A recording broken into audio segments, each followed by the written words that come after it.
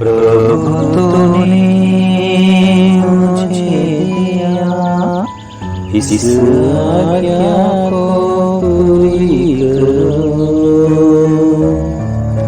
इस धरती पर तेरी इच्छा पूरी कर तेरी महिमा करूं।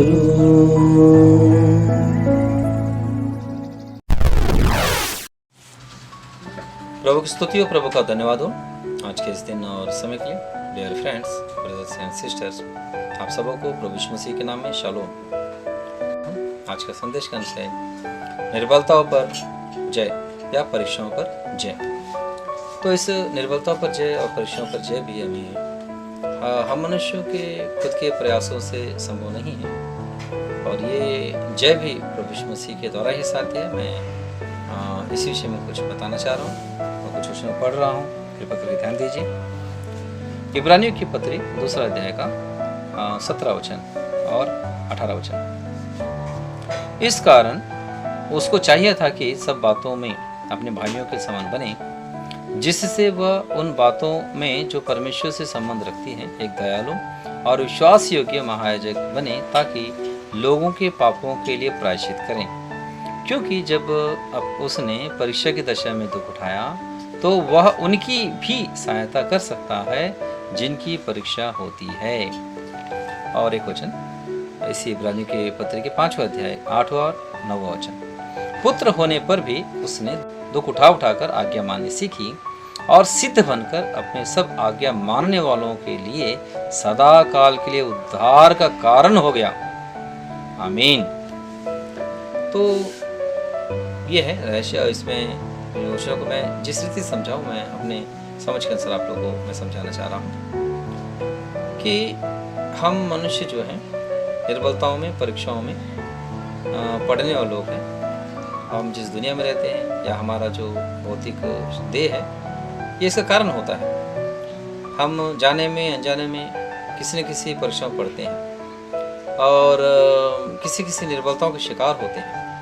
तो उससे बचना मनुष्य को संभव है। बहुत सारे तरह के उपाय मनुष्य खोज निकालते हैं, पर उससे वो पर्याप्त नहीं होता। पर प्रभु यीशु मसीह जो कुछ हमारे लिए किए हैं वो बिल्कुल पर्याप्त है। मैं इन बातों को जो समझा मैं आपको समझाना चाह रहा हूँ। हम मनुष्य मिट्टी के शरीर होने के कारण प्रभु यीशु मसीह जो मिट्टी के शरीर को धारण किया, मतलब परमेश्वर स्वयं मनुष्य के रूप में आ गया।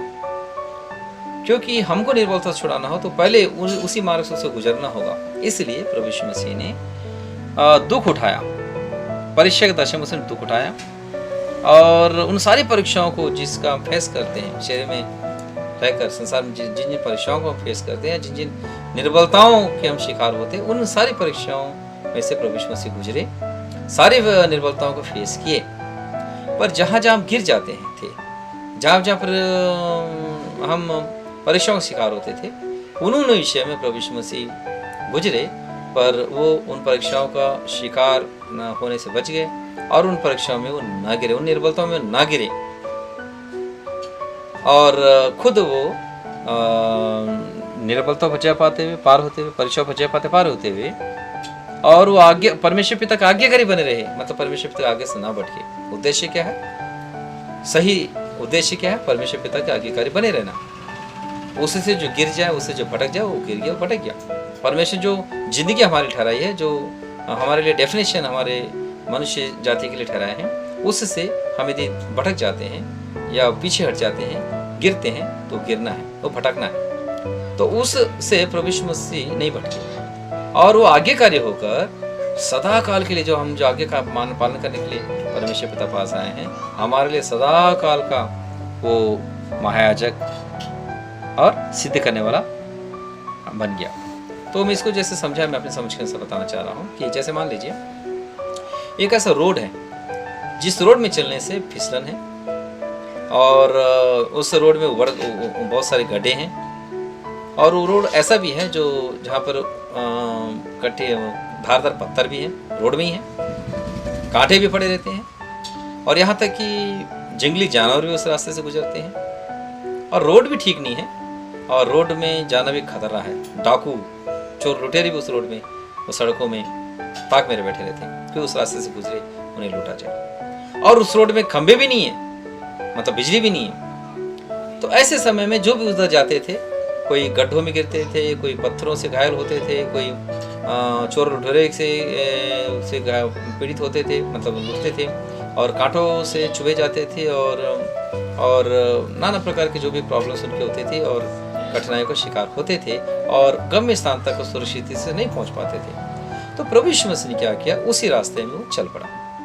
उसी रास्ते चलने के बाद वो सारे निर्बलता को फेस किया जो हम मनुष्य जाति, जो संसार फेस करते हैं, जो उन सारे परीक्षाओं को उसने फेस किया जो हम मनुष्य जाति फेस करते हैं। तो प्रभु यीशु मसीह भी क्या, वो घायल हुए, प्रभु यीशु मसीह भी घायल हुए, जो मनुष्य घायल थे वो भी घायल हुए, और उसने भी चोट खाई, और उसने भी अपमान सहा, और वो भी सारे परीक्षाओं को फेस किए, पर उसमें गिरे नहीं। मतलब ये है कि परमेश्वर पिता के अनुसार जो उसके उद्देश्य था, उस उद्देश्य से वो भटका नहीं, उस उद्देश्य को अपने बनाए रखा, उस उद्देश्य को उसने पूरा किया। और जब उस रास्ते से पार हो गए, सफल जय हो गए, जयवंत हो गए, जयवंत होने के बाद उसने क्या किया, अब उसके पीछे उस रास्ते में जो चलना चाहते हो सड़क में, उनके लिए सफर सुरक्षित हो, तो हर एक प्रॉब्लम की जगह में एक एक सुरक्षा गार्ड को तैनात कर दिया। मतलब मान लीजिए वो रास्ता अंधेरा भरा है, तो उसमें जगह जगह पर करंट के पोल लगा दिए, बिजली जलती रहती है वहाँ पर, और कि वहाँ पर रोशनी दे। और जो फिसलन है वहाँ पर संकेत के बोर्ड लगा दिए कि भाई इस जगह से जो जाए फिसलन है, सावधान, धीरे से चलना। और जो आगे गड्ढे हैं वहाँ पर एक बोर्ड लगा दिए, बोले कि सावधान, यहाँ पर गड्ढा है, सावधान, इसमें कोई ना गिर जाए, उसके बाजू से जाए। फिर आगे में कांटे जहाँ पर है वहाँ पर सावधान, यहाँ पर कांटे हैं, सावधानी से चलिएगा कि पैरों में कांटे ना गड़ जाए। और आगे चलने से ये पथरीले कठिन जो धारदार पत्थर है, सावधान, यहाँ पर धारदार पत्थर है, वहाँ पर एक बोर्ड लगा, धारदार पत्थर है, यहाँ पर किसी पैर ना पड़े, कहीं पैर ना कट जाए। और आगे चोर लुटेरे जहाँ पर है, सावधान, यहाँ पर चोर लुटेरे का एरिया है, तुम अपनी सुरक्षा करो, अपनी संख्या में ज्यादा जन जाओ, अकेले मत जाना, सावधान, अपनी सुरक्षा करो। तो इस रीति से हर जगह पोस्टिंग प्रभु यीशु मसीह लगा दिए, सावधानी के बोर्ड लगा दिए। अब जो उसके पीछे चले उस गाइडलाइंस को पढ़कर अपनी सफर को सुरक्षित से पार कर जाएं। और उसमें एक लीडर को भी तैनात कर दिए, मतलब मैं एक सहायक तुम्हारे लिए भेजूंगा, पवित्र आत्मा परमेश्वर, पवित्र आत्मा को प्रभु यीशु मसीह ने हमारे लिए भेज दिया, कि उसके बावजूद भी हम यदि मिस हो सकते हैं, क्योंकि रास्ता बड़ा टेढ़ा मेढ़ा है, और बहुत सारे उसमें सब मार्ग खुलते हैं। पता नहीं कोई खेत को चले जाता होगा, कोई नदी में जाता होगा, कोई नाले के पास जाता होगा, और डेड एंड होते होंगे।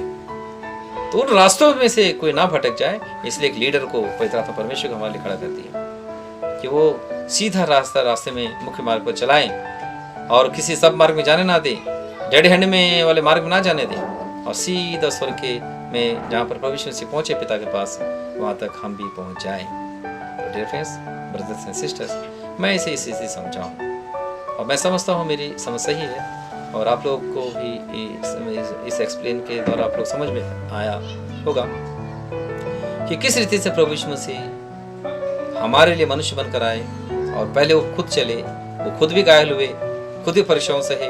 यहाँ तक वचन लिखा है कि वो पाप से तुम्हारी ऐसी मुठभेड़ नहीं हुई कि तुम्हारा लोहू बहा हो। मतलब हम मनुष्यों का किसी का पाप से ऐसी मुठभेड़ नहीं हुई कि हमारा लोहू बहा हो। इब्रानियों 12वां अध्याय का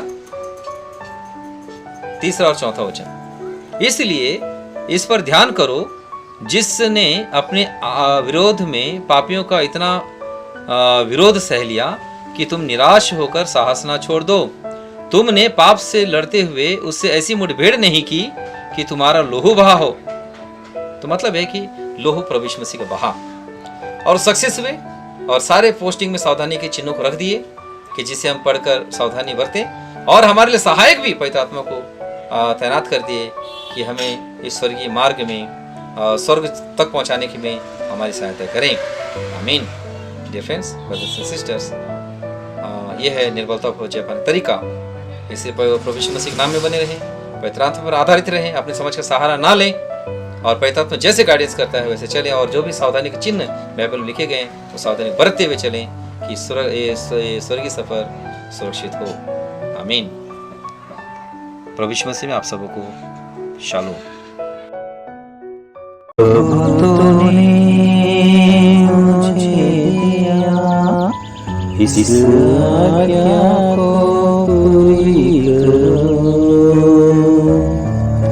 इस धरती पर तेरी इच्छा